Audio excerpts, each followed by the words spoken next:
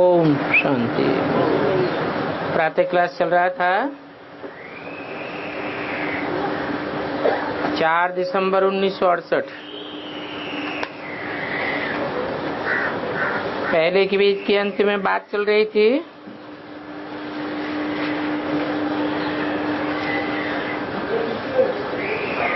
वो साधु सन्यासी तो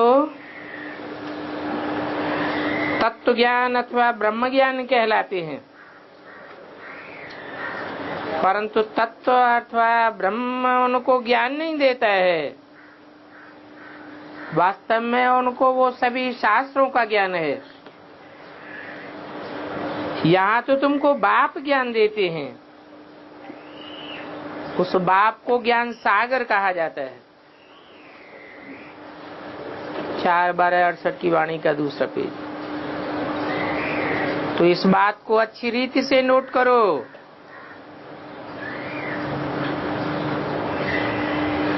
कि तुमको बाप ज्ञान देते हैं और बाप को ही तुम याद करते हो।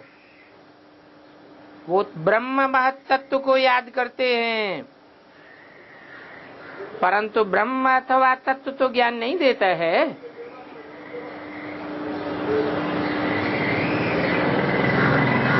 तो बाप कहते हैं तुम अच्छी रीति नोट करो, क्योंकि तुम भी भूल जाते हो। ये बात दिल अंदर विचार सागर मंथन करने की है। बाप रोज रोज कहते हैं मीठे मीठे बच्चे अपन को आत्मा समझो, और आत्मा समझकर आत्माओं के बाप मुझ सुप्रीम सोल को याद करो, क्योंकि अभी तुमको सोल वर्ल्ड में वापस जाना है, परंतु वहां पतित आत्माएं तो जा ही नहीं सकेंगी। तो योग बल से पवित्र होना है, और योग चाहिए एवर प्योर बाप के साथ। नहीं तो फिर सजाएं खा करके जावेंगे। ये तो जानते हो, याद में रहें या न रहें, लेकिन सजाएं खा करके चुकतू हो करके वापस जाना पड़ेगा, क्योंकि सभी का हिसाब किताब चुकतू होना है।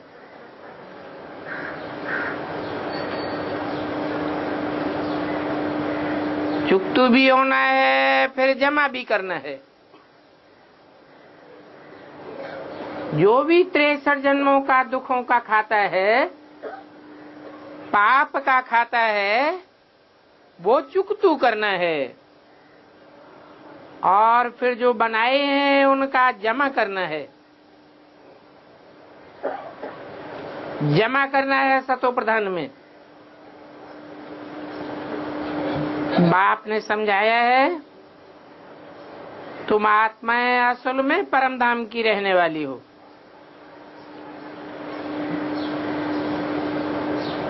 वहां सुख दुख की बात नहीं है। यहाँ इस दुनिया में आते हो तो सुख दुख का पाठ चलता है, और तुमने सुख दुख का पाठ बजाया है। टोटल सुख का पार्ट होता है राम राज्य में,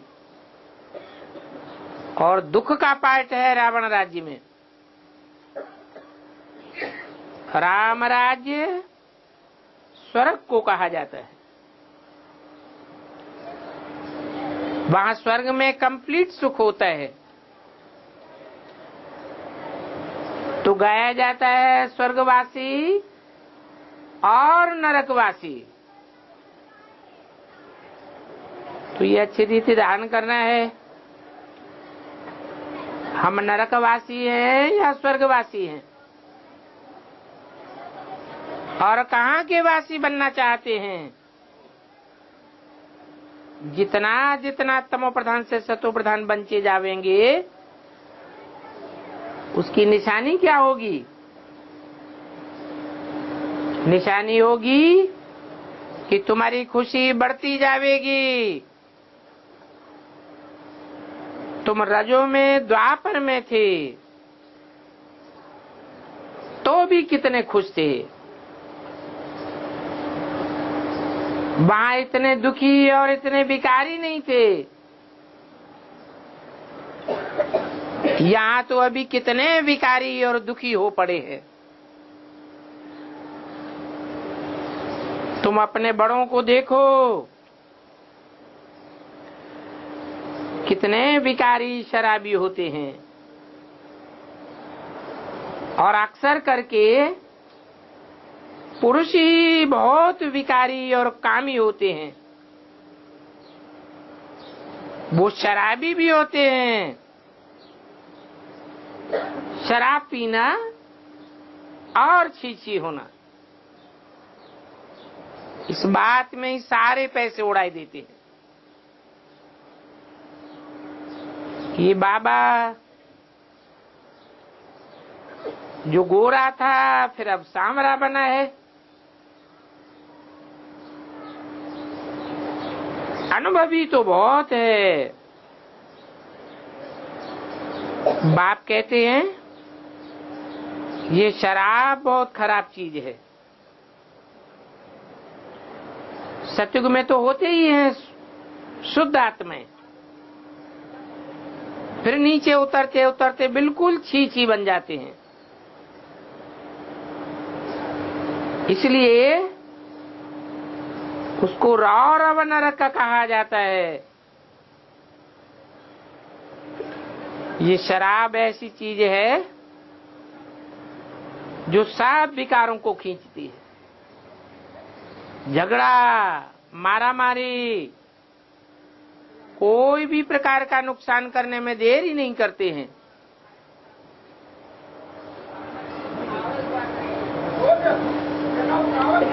उस समय मनुष्य की बुद्धि जैसे भ्रष्ट रहती है।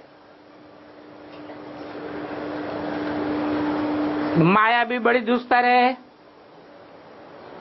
बाप तो सर्वशक्तिवान है, सुख देने वाला है, वैसे फिर माया भी सर्वशक्तिवान है परंतु दुख देने वाली है।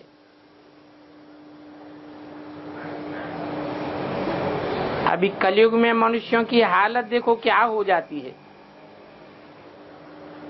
एकदम जर्जरीभूत बुद्धि हो जाते हैं। कोई बात बोलो तो कुछ समझते ही नहीं है, जैसे कि बिल्कुल ही पत्थर बुद्धि। बाप कहते हैं ये भी ड्रामा है, किसकी तकदीर में नहीं है तो फिर ऐसी बुद्धि बन जाती है। बाप ज्ञान बड़ा सहज देते हैं और बच्चे बच्चे कहकर समझाते भी रहते हैं। माताएं भी कहती हैं हमको 5 हैं लौकिक बच्चे और 1 है पारलौकिक बच्चा।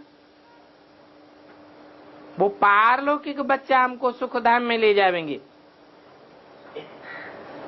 अभी ले जाने के लिए आए हुए हैं तो बाप भी समझते हैं और बच्चा भी समझते हैं।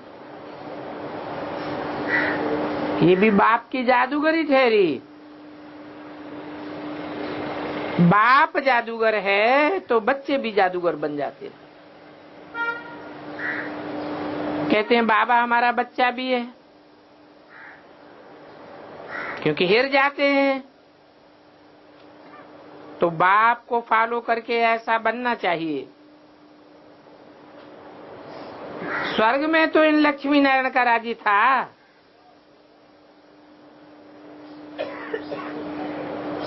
शास्त्रों में ये बातें नहीं है। शास्त्रों में तो बस इतना लिखा है सतयुग में लक्ष्मी नारायण का राज्य था।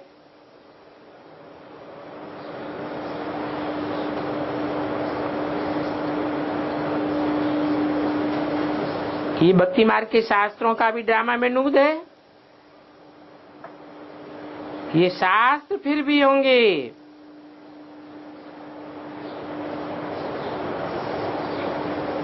और ये हूबहू रिपीटिशन की बात बाप ही आकर के समझाते हैं। गीता में भी कृष्ण भगवान वाच है, तो कृष्ण ही टीचर हो गया, टीचर ही पढ़ावेगा। हाँ, भूल ये कर दी है कि नाम बदल दिया है टीचर का, और है बहुत बड़ी भूल। बुद्धि कितनी मलिन हो गई है। कृष्ण की पूजा भी बच्चे के रूप में करते हैं। अब बच्चा बुद्धि क्या जाने राजयोग को, राज की बात तो बड़ा समझेगा, सगीर समझेगा या बच्चा समझेगा। कह देते हैं गीता का भगवान कृष्ण है। अब बताओ, गीता ज्ञान टीचर बन करके बाप समझावेगा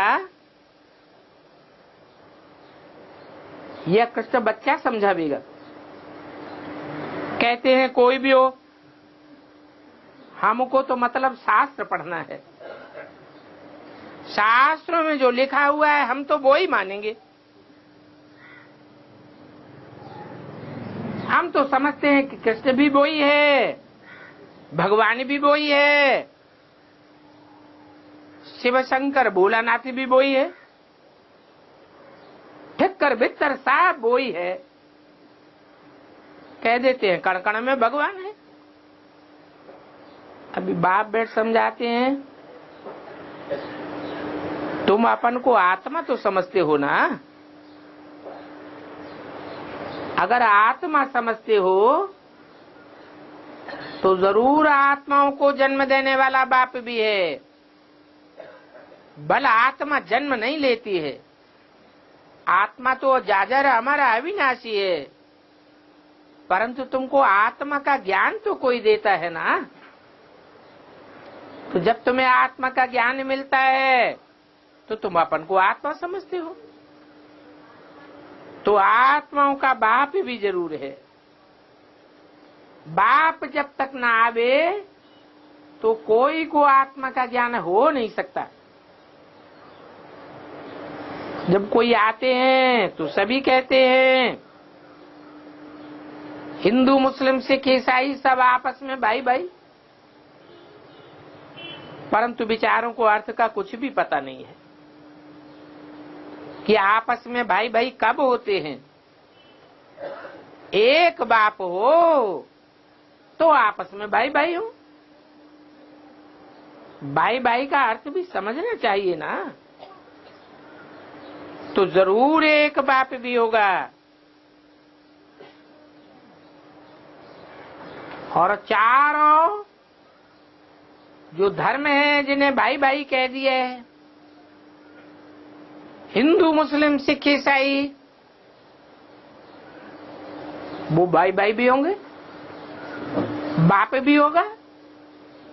अभी तुम्हारी बुद्धि में तो बैठ गया है, ये सृष्टि के आदिकाल की बात है। ब्रह्मा के 4 मानस पुत्र हैं,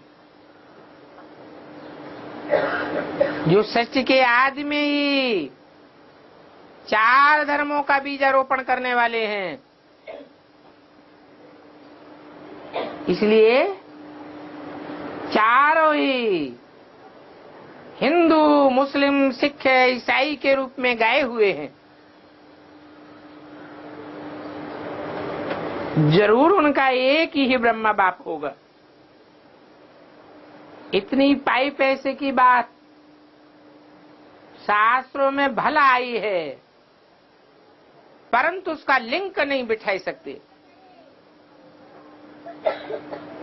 समझ ही नहीं रही है। इन ब्रह्मा में भी कोई समझ नहीं थी।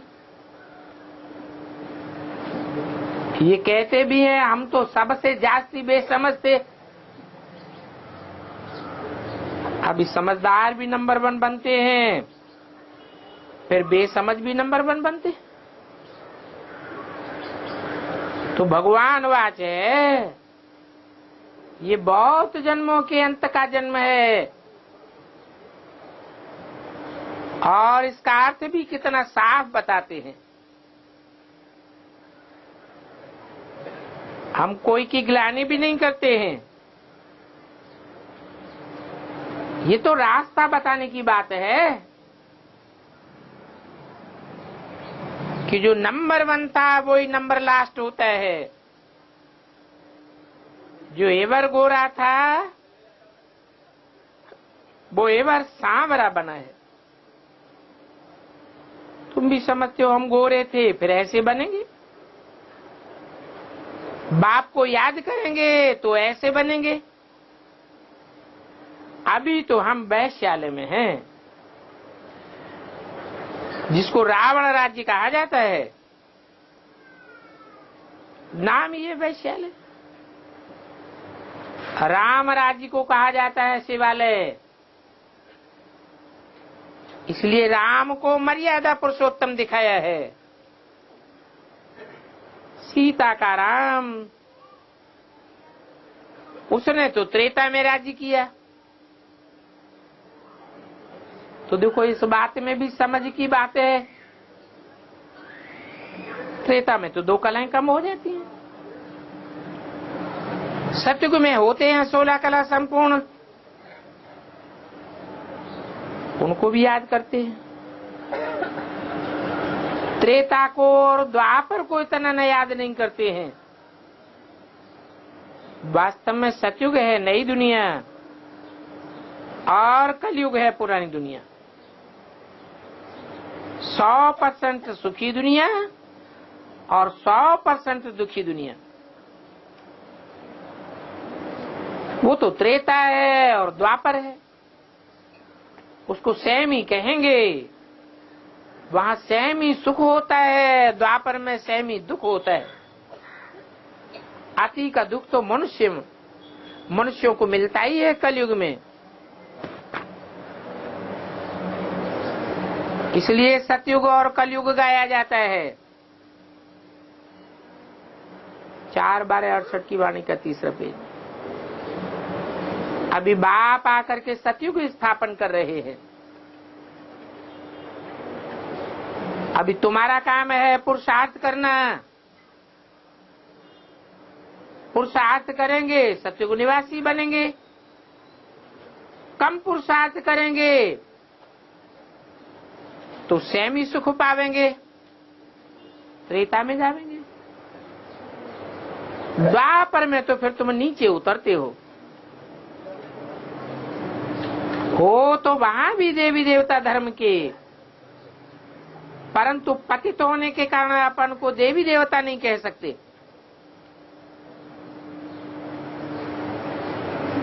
दिव्य शब्द से देवती देवी देवता बनता है।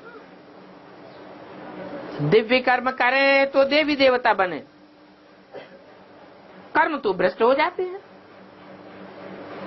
तो बाप मीठे मीठे बच्चों को रोज रोज समझाते हैं। और रोज की बातों में मुख्य बात है मन मना भव।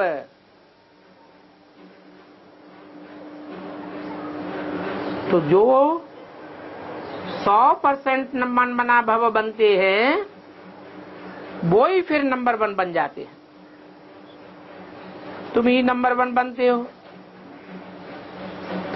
84 का चक्र लगा करके लास्ट में आ जाते हो, फिर नंबर 1 में जाते हो। तो अभी नंबर 1 में जाने के लिए बेहद के बाप को याद करो। वो बेहद का बाप है। इस पुरुषोत्तम संगम युग पर ही बेहद का बाप आकर के 21 पीढ़ी स्वर्ग का सुख देते हैं। वो पीढ़ी जब पूरी होती है तो तुम आप ही शरीर छोड़ देते हो। 21 पीढ़ी आप ही शरीर छोड़ते हो। वहां योग बल होता है ना। तो ये कायदा ही ऐसा रचा हुआ है। पुरुषोत्तम युग में तुम योग बल पाते हो, नाम ही है योग बल। क्योंकि सतयुग त्रेता में तो ज्ञान की बात ही नहीं रहती, वहां ज्ञान बल होता नहीं है। वहां तो ऑटोमेटिकली तुम बूढ़े होते हो, बाद में शरीर छोड़ते हो। वहां कोई बीमारी आदि भी नहीं होती है। वहां तो तुम योग बल से एवर हेल्दी रहते हो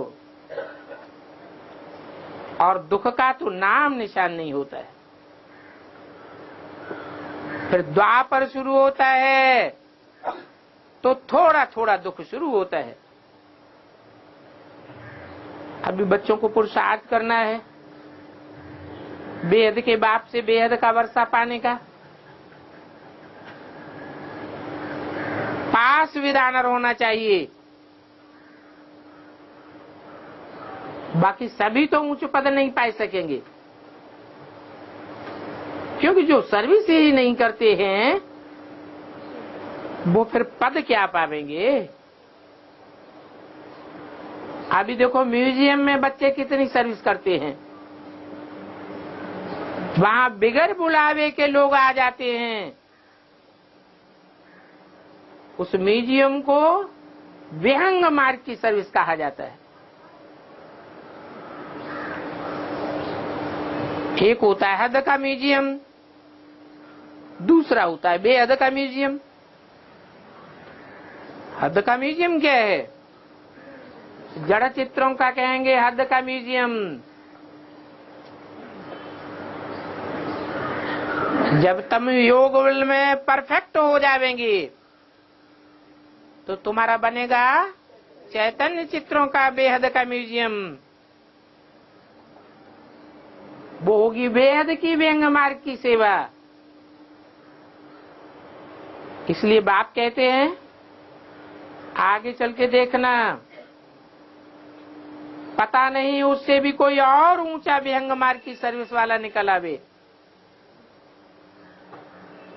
बाकी दो चार चित्र तो मुख्य साथ में जरूर होना चाहिए, वो भी बड़े बड़े चित्र होना चाहिए। चित्रमूर्ति, गोला, झाड़, सीढ़ी, ये तो हर जगह बहुत बड़े बड़े लगाए दो। जब बच्चे होशियार हो जाएंगे तो बहुत सर्विस होगी। और ये होने का तो है ही, गांव गांव में जाकर के सर्विस करनी है। ये माताएं बहुत ऐसी हैं जो पढ़ी लिखी नहीं है, परंतु ये ज्ञान तो बहुत सहज है ना। बाप का परिचय ही तो देना है। आगे तो फीमेल पढ़ती भी नहीं थी। मुसलमानों के राज्य में एक आंख खोल करके बाहर निकलती थी, बड़ी सुहानी होती थी तो सारा ही मुख ढक देती थी, एक आंख भी दिखाई नहीं पड़ती। क्योंकि एक आंख भी दिखाई पड़ेगी तो भी किसी की नजर पड़ जाएगी, तो कोई की नजर पड़ ही न सके। अभी तो देखो बाजार में जाओ, कहीं भी जाओ, पेट आधे नंगा कर लेंगी, पीठ सारी ही नंगी कर देंगी। तो देख करके मनुष्यों की आंखें क्रिमिनल बन जाती हैं। अब ऐसी क्रिमिनलाइज सतयुग में तो हो नहीं सकती है। यहां तो देखो क्या हाल हुआ लगा पड़ा है। सिंध में एक दाहिर राजा था, उनकी हिस्ट्री बाबा ने सुनाई। स्त्रियों के पिछाड़ी राजाओं ने अपनी जान भी गंवाई दी है। राजा ही तो गंवाई,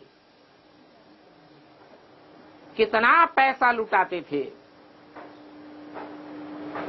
ये कामी पुरुष अक्सर करके सब शराबी होते हैं। बाबा तो बहुत अनुभवी है। बाबा कहते हैं मैं तो ये सभी नहीं जानता हूं। कौन सा बाबा कहते हैं? शिव बाप कहते हैं मैं तो इन सब बातों में अनुभवी नहीं हूं, क्योंकि मैं तो ऊपर में रहता हूं ना। ये सभी बातें, सभी प्रकार के अनुभव बाबा तुमको सुनाते हैं। अनुभवी है। मैं तो सिर्फ मनमना भव की बातें तुमको सुनाता हूं और सृष्टि चक्र का राज समझाता हूं। जो राज की बातें ये नहीं जानते हैं,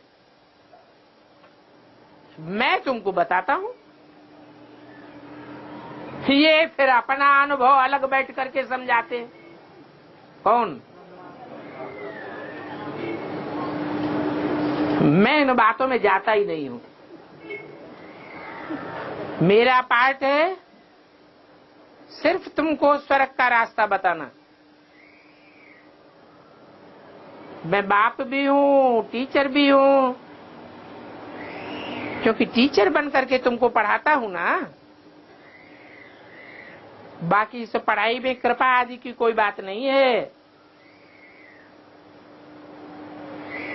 पढ़ाता भी हूं, फिर पढ़ाई पढ़ा के जब तुम संपन्न बन जाते हो, पवित्र बन जाते हो, तो साथ में भी ले जाता हूं। ये भी जानते हो, इस पढ़ाई से सदगति होती है। पढ़ाई नहीं पढ़ते हैं तो सजाएं खा करके जाना होता है। कहेंगे कुछ न कुछ दुर्गति में गए। अभी मैं आया हूं, तुमको ले जाने के लिए आया हूं, तो सदगति में जाना चाहिए ना। क्योंकि अंत मते सो गति हो जाती है। सजाएं खावेंगे तो हाय हाय करके छोड़ेंगे, अंत मते सुगति हो जाएगी। ये शिव की बारात गाई हुई है। इस बारात में देवताएं भी जाते हैं, तो भूत प्रेत भी जाते हैं। क्या अंतर होता है?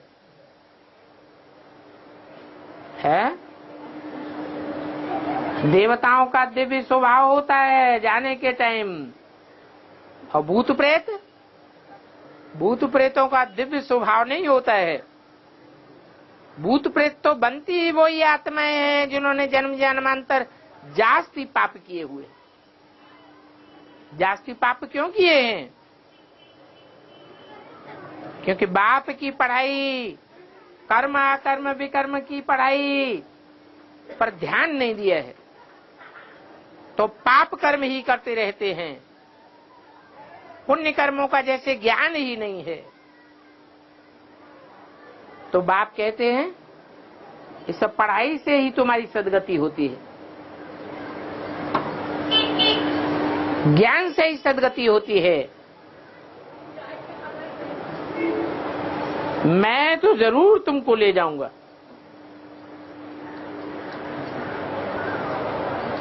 कोई सदगति का वर्षा लेकर जावेंगे, कोई जन्म जन्मांतर की दुर्गति का वर्षा लेकर जावेंगे। बाकी जाना तो जरूर है। शिव की बारात है ना, शंकर की बारात नहीं होती है। क्या? शिव की बारात है, शंकर की बारात नहीं होती है।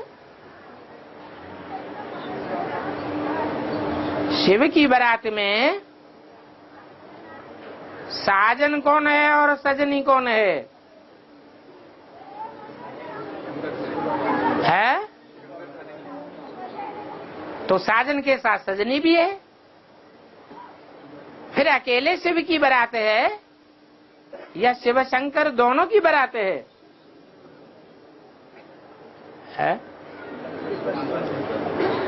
शिव की बारात गाई जाती है, शिव कल्याणकारी है और सभी आत्माओं की बारात है। जो भी आत्माएं हैं शिव के पीछे भागने वाली हैं, वो सब हैं भक्तियां। और मैं हूं भगवान। तुमने हमको बुलाया है कि हे पतित पावन, हमको पावन बना करके साथ ले जाओ। तो जरूर तुम बच्चों को साथ ले ही जाऊंगा, तुम पुरुषार्थ करो या न करो। हिसाब किताब याद के बल से चुकतू करो या न करो, फिर मैं ही चुकतू करा के ले जाऊंगा। तो बाप घड़ी घड़ी कहते हैं मन मना भव, बाप को याद करो। तो जितना बाप को याद करेंगे, बाप का कनेक्शन वर्षे से है, बाप का वर्षा जरूर मिलेगा। बाप का वर्षा है ही विश्व की बादशाही। इसके लिए फिर पुरुषार्थ भी ऐसा करना है जो विश्व की बादशाही पाने लायक बन सको। बाकी तुम बच्चों को तकलीफ तो कोई भी नहीं देता हूं। याद करना कोई तकलीफ की बात है क्या? जिसको देखा जाता है वो याद आता है, लगाव पूर्वक देखा जाता है तो और ही याद आता है।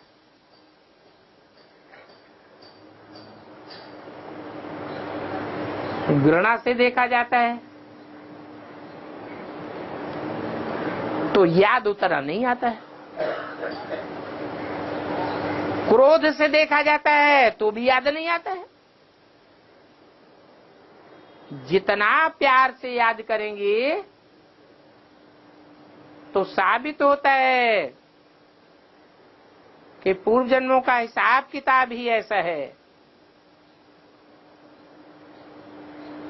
ये तो मैं जानता हूं कि तुमने दुख बहुत देखे हैं। तुमने कौन से जन्मों में बहुत दुख देखे हैं? द्वापर युगी जन्मों में या कलयुगी जन्मों में? कलयुग में तुमने दुख बहुत देखे हैं। बाकी ये भी बात है कि तुम जितने सुखी होते हो उतना और धर्म वाले सुखी नहीं होते हैं। तुमने 3/4 हिस्सा सुख भोगा है। माने 3 युगों में तुम कितने सुखी रहते हो और कलयुग में आकर दुखी हो जाते हो। क्या होता है कलयुग में? जो भारतवासी इतने दुखी हो जाते हैं, मुसलमानों का आक्रमण होता है। कलयुग शुरू हुआ और पहला आक्रमण होता है मोहम्मद बिन कासिम। उसके बाद आक्रमणों का तांता लग जाता है तो तुम बहुत दुखी हो जाते हो। अभी मैं तुमको कोई तकलीफ नहीं देता हूं। भक्ति मार्ग में तो आयु बहुत छोटी हो जाती है क्योंकि वहां अकाले मृत्यु होती रहती है। पेट में ही बच्चा मर पड़ता है। अभी बाप कहते हैं कुछ भी होता रहे परंतु मुझे याद करते रहो। स्वर्ग का मालिक बनना तो दैवी गुण धारण जरूर करने पड़ेंगे। बाकी पुरुषार्थ हमेशा ऊंच बनने का किया जाता है। नाम ही ये है पुरुषार्थ। किसके अर्थ? पुरुष माने आत्मा। अब आत्माएं तो अनेक हैं। कीट पशु पक्षी पतंगे वो भी तो आत्माएं हैं। तो ऐसी आत्मा बनने का कोई पुरुषार्थ करेगा क्या? तो लक्ष्य देते हैं पुरुषोत्तम नारायण बनने का। नर से नारायण जैसा बनने का पुरुषार्थ करना है। इसलिए बोला ऊंच बनने का ही पुरुषार्थ किया जाता है। कीड़ा मकोड़ा बनने का कोई पुरुषार्थ नहीं करता। इसलिए दैवी गुण धारण करना है ताकि हम लक्ष्मी नारायण बने। बाप कहते हैं कि दुनिया में इतने धर्म हैं परंतु मैं तो आकर के सिर्फ प्रवृत्ति मार्ग की स्थापना करता हूं। कौन से धर्म की स्थापना करता हूं? देवी देवता सनातन धर्म की स्थापना करता हूं। सूर्यवंश और चंद्रवंश की स्थापना करता हूं। तो देवता हुआ सूर्यवंशी और देवी हुई चंद्रवंशी। तो दोनों ही धर्म मैं स्थापन करता हूं।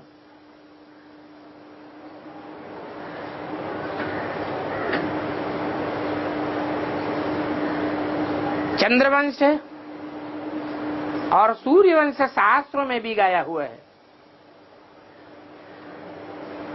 जो नापास होते हैं वो होते हैं चंद्रवंशी। इसलिए उनको क्षत्रिय कहा जाता है, क्योंकि युद्ध करते ही रह गए, विजय प्राप्त नहीं कर पाई। तीर कमान हाथों में लगा हुआ है, युद्ध के मैदान में रहे पड़े हैं। अच्छा, मीठे मीठे रूहानी बच्चों को रूहानी बाप दादा का याद प्यार गुड मॉर्निंग। रूहानी बाप की रूहानी बच्चों को नमस्ते।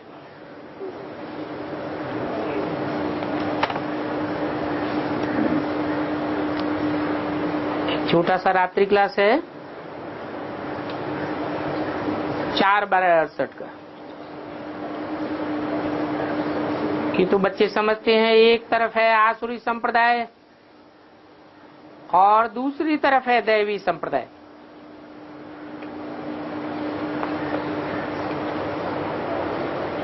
शास्त्रों में भी गाया हुआ है असुर और देवताओं की लड़ाई लगी। बाकी ये तो जानते हो कि देवताएं सतयुग में होते हैं और असुर कलयुग में होते हैं। फिर लड़ाई कैसे लगी? जरूर ये शूटिंग का टाइम है जिसे पुरुषोत्तम संगम युग कहते हैं। हाँ, सिर्फ ब्राह्मण संप्रदाय कहेंगे तो कोई समझ नहीं सकेंगे। फिर उनको समझाना पड़े कि रावण भी ब्राह्मण संप्रदाय था।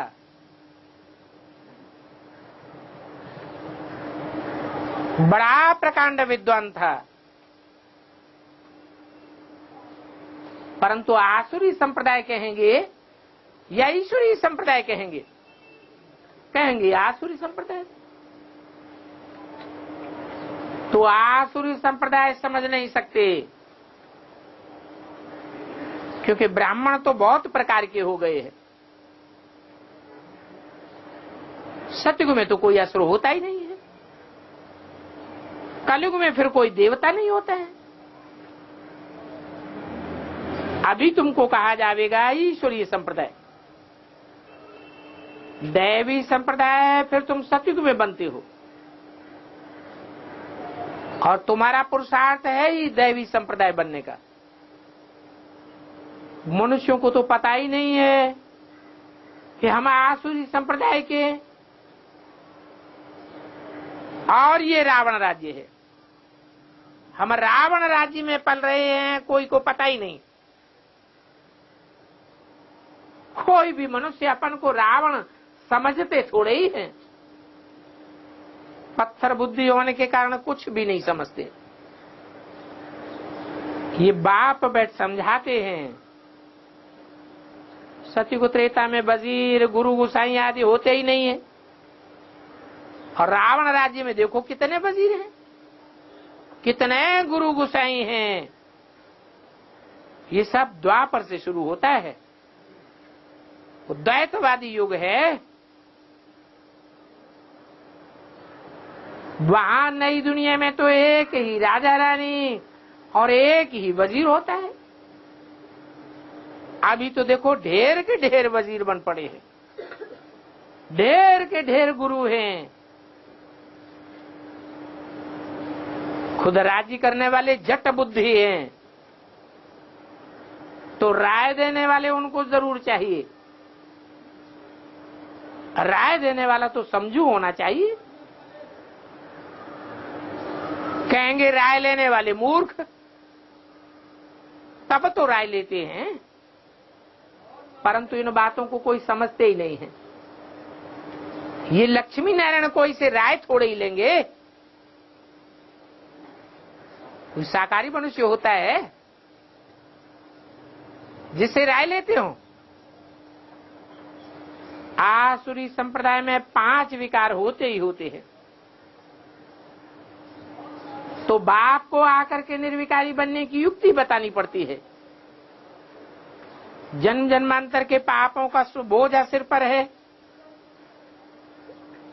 वो बोझा कैसे उतरेगा सो कोई की बुद्धि में नहीं आता है। गुरु गोसाई संपूर्ण निर्विकारी बनने का पुरुषार्थ तो करते नहीं है,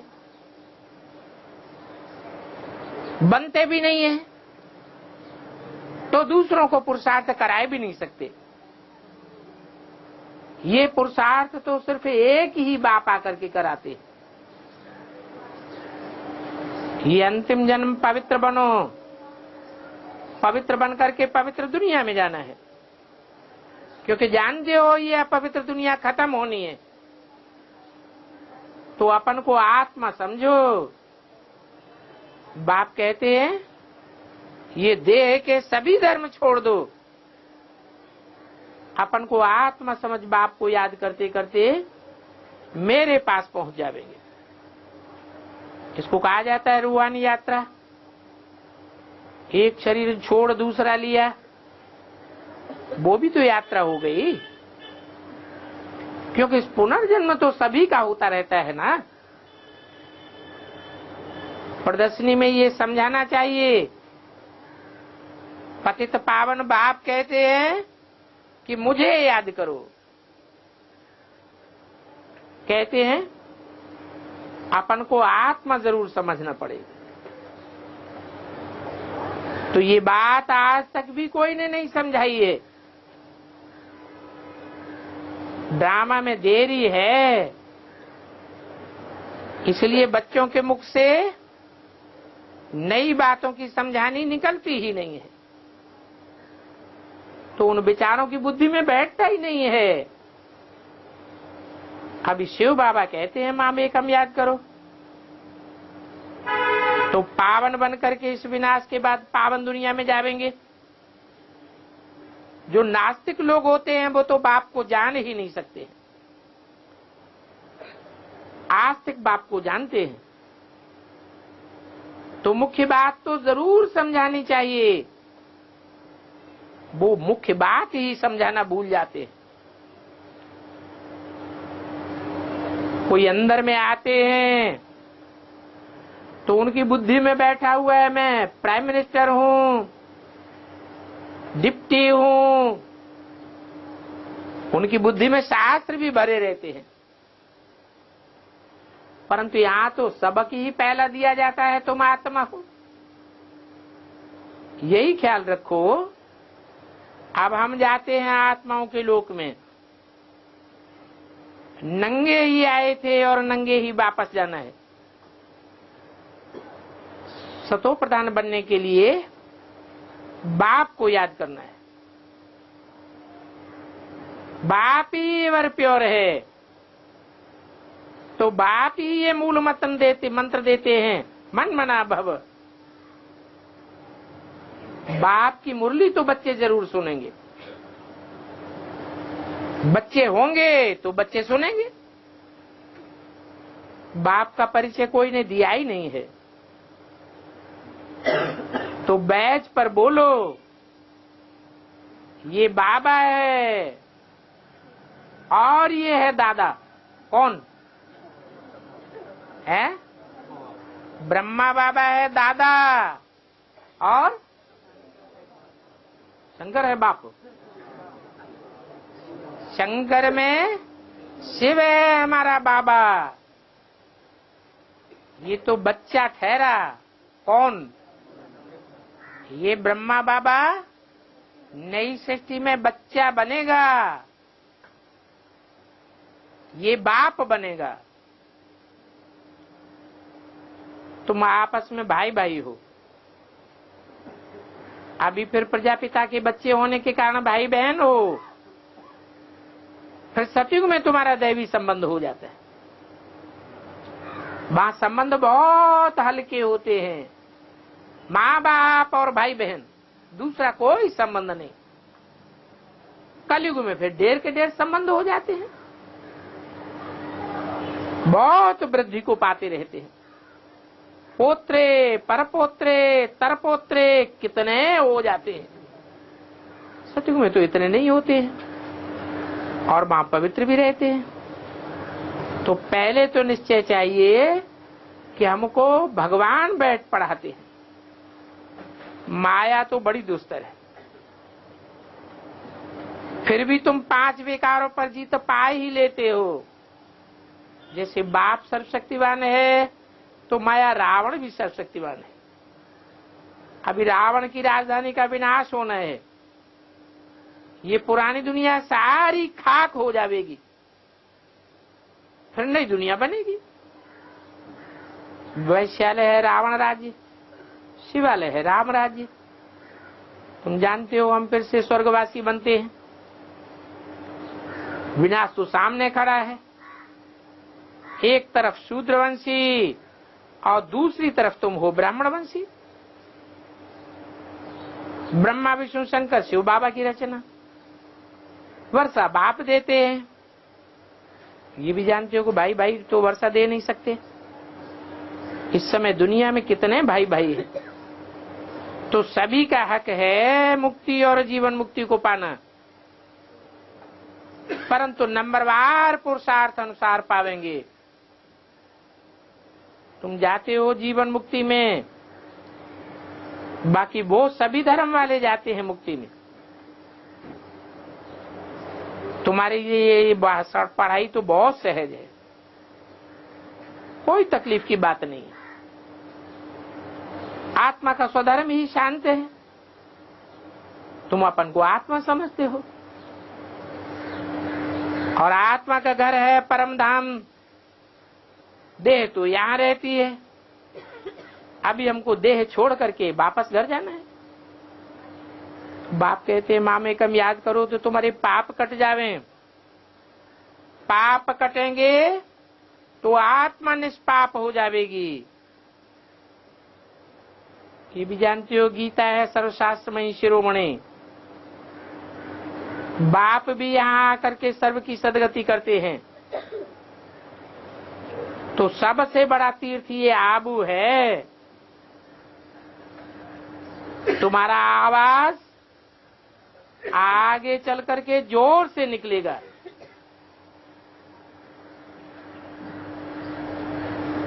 ये नहीं कहा इनका आवाज, इनका आवाज, तुम्हारा आवाज आगे चल करके जोर से निकलेगा कि सभी का ये तीर्थ स्थान है। यहाँ बाप आकर के सभी की सदगति करते हैं। आदिदेव आदिदेवी का मंदिर भी यहाँ है, स्वर्ग का भी मंदिर है। नीचे तपस्या करते हैं, ऊपर स्वर्ग में देवताएं खड़े हैं। ये यादगार तुम्हारा बहुत अच्छा है। सर्व का सदगति दाता बाप का मंदिर है, मंदिर यादगार को कहा जाता है। तो जरूर तुमने यहां बैठ करके तपस्या की है। नाम भी है दिलवाला मंदिर, सभी की दिल लेने वाला है, अर्थात एक एक की दिल लेकर के नंबरवार सदगति करते हैं। अच्छा, रूहानी बच्चों को रूहानी बाप का गुड नाइट और नमस्ते।